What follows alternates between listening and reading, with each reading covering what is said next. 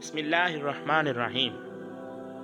حضور نبی کریم صلی اللہ علیہ وآلہ وسلم ایک سفر سے واپس آ رہے تھے۔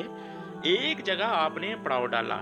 قریب ہی ایک بستی میں ایک عورت تھی جس کا تنور تھا۔ اس نے لشکر کی روٹیاں بھی پکائی۔ جب پکا کر فارغ ہو گئی تو صحابہ سے کہنے لگی کہ میں تمہارے سردار سے بات کرنا چاہتی ہوں۔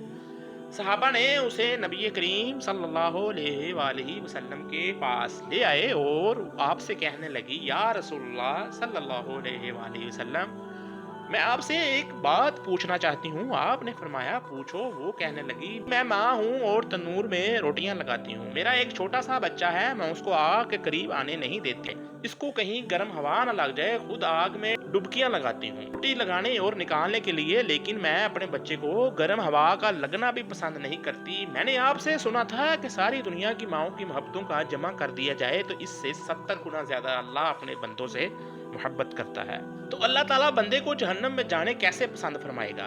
حدیث پاک میں آتا ہے، جس کا مفہوم ہے، نبی کریم صلی اللہ علیہ وآلہ وسلم نے یہ بات سن کر سر جھکایا اور آپ کی مبارک آنکھوں میں آنسو آ گئے۔ آپ روتے رہے حتیٰ کہ حضرت جبرائیل علیہ السلام اللہ کا پیغام لے کر آئے۔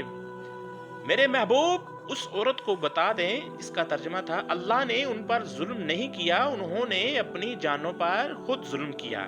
انہوں نے اپنے پاؤں پر خود کلہاڑی ماری، کیونکہ اللہ تو چاہتا ہے کہ یہ بچ جائیں، لیکن یہ لوگ توبہ نہیں کرتے، توبہ کی طرف آتے ہی نہیں، بلکہ اللہ کے ماننے کی بجائے شیطان کی مانتے پھرتے ہیں اور توبہ کو ضائع کرتے ہیں، بھول جاتے ہیں یہ تو اپنے عمل کی وجہ سے جہنم میں جائیں گے۔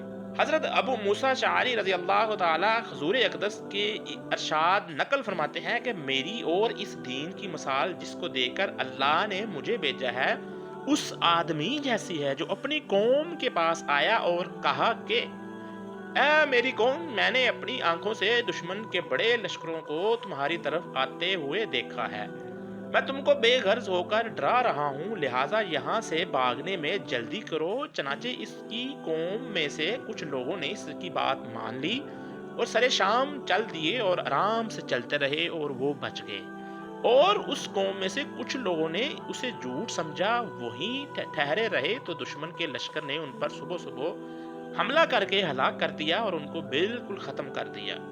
یہ مثال ہے ان لوگوں کی جنہوں نے میری بات مانی اور جو دین حق میں لے کر آیا اس پر عمل کیا، اور ان لوگوں کی جنہوں نے میری نافرمانی کی اور جو دین حق لے کر میں آیا ہوں اس کو جھٹلایا۔